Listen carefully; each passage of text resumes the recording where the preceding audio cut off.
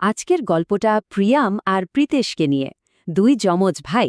ওদের গল্পটা শুনতে খুব সাধারণ মনে হতে পারে, কিন্তু এর ভেতরে লুকিয়ে আছে একটা দারুণ শিক্ষা, ব্যক্তির স্বাধীনত্ব আর একতার এক অসাধারণ মেলবন্ধন। তো শুরু করা যাক তাদের সেই যাত্রার কাহিনী। দেখতে তো ওরা একদম একরকম, তাই না? কিন্তু ভেতরের দুনিয়াটা, সেটাও কি একই ছিল? আসলে এই প্রশ্নটা দিয়েই কিন্তু গল্পের শুরু।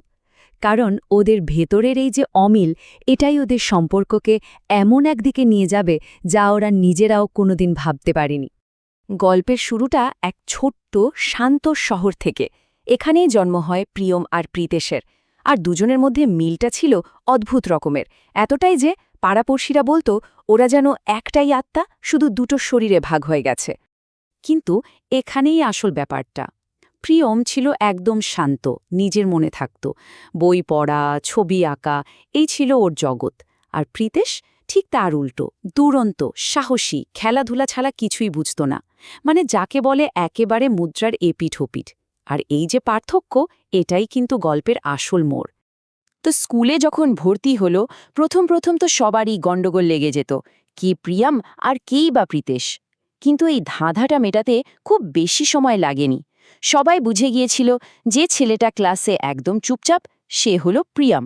আর যে মাঠে নামলেই ঝড় তোলে, সে আর কেউ নয়, প্রীতেশ। দেখতে এক হলেও ওদের এই ভিন্নতাই ওদের আসল পরিচয় হয়ে উঠল। কিন্তু যখন দুজনের জীবনেই সাফল্য আসতে শুরু করে, তখন কি হয়? তাদের এই যে যার যার নিজের গুণের কদর হতে শুরু করে, সেটাই কি তাদের মধ্যে একটা দূরত্বের দেয়াল তুলে দেবে, ঈর্ষার জন্ম দেবে?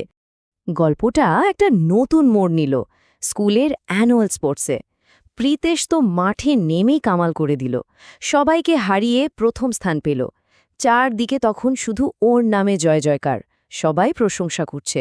বোঝাই যাচ্ছে ওর জন্য এটা কত বড় একটা মুহূর্ত ছিল। কিন্তু অন্যদিকে ভাইয়ের এই বিশাল সাফল্যে প্রিয়মের মনে কোথায় যেন একটা কাঁটার মতো বিধ। ওর নিজের অজান্তেই মনে প্রশ্নটা চলে এলো, আমার মধ্যে কি কোনো গুণই নেই?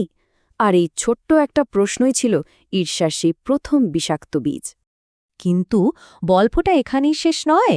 ভাগ্য যেন দুজনের জন্যই কিছু না কিছু ভেবে রেখেছিল।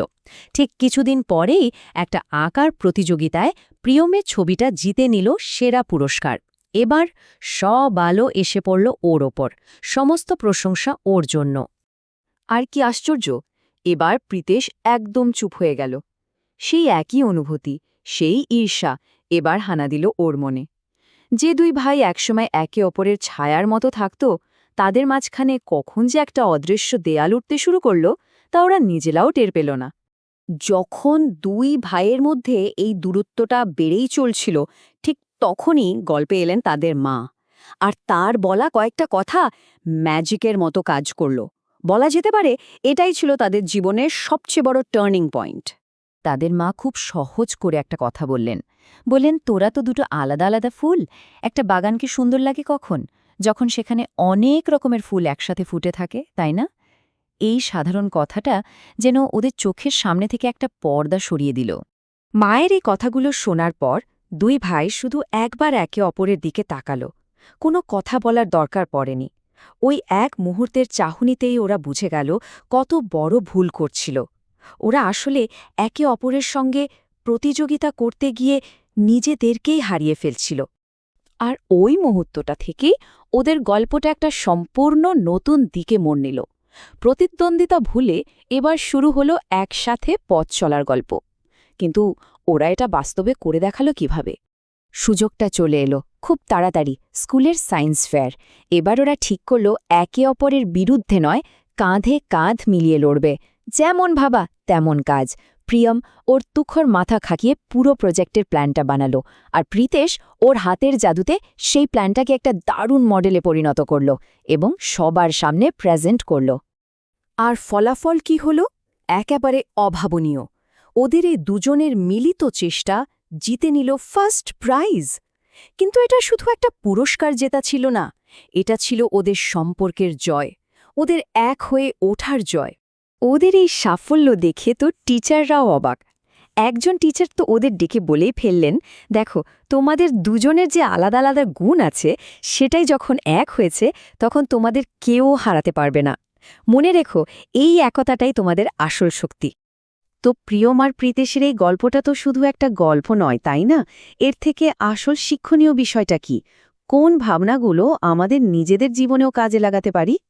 এরপর ওরা যখন বড় হলো, দুজনের পথ কিন্তু দুদিকে চলে গেল। প্রিয়ম হলো একজন লেখক আর প্রীতেশ হলো বিখ্যাত খেলোয়াড়। কিন্তু পেশার এই দূরত্ব ওদের মনের দূরত্ব এক বিন্দুও বাড়াতে পারেনি, বরং ওদের বন্ধন আরও শক্ত হয়েছে। কারণ ওরা ততদিনে শিখে গিয়েছিল ওরা একে অপরের প্রতিযোগী নয়, একে অপরের পরিপূরক। তাহলে পুরো গল্পটা থেকে আমরা কি শিখলাম? প্রথমত, প্রত্যেকটা মানুষই কিন্তু আলাদা আর নিজের মতো করে স্পেশাল। দ্বিতীয়ত, তুলনা করাটা আসলে একটা ফাঁদ, আসল শক্তিটা লুকিয়ে আছে একসাথে কাজ করার মধ্যে। তৃতীয়ত, যে কোনো সম্পর্কের ভিত্তি হল একে অপরকে বোঝা এবং সম্মান করা। আর সবশেষে, পরিবারের সাপোর্ট, সেটা হলো এমন একটা শক্তি যা যে কোনো কঠিন সময়ে আমাদের সোজা হয়ে দাঁড়াতে সাহায্য করে। প্রিয়ম আর প্রীতেশের এই গল্পটা কিন্তু আমাদের সবার সামনেই একটা আয়না তুলে ধরে।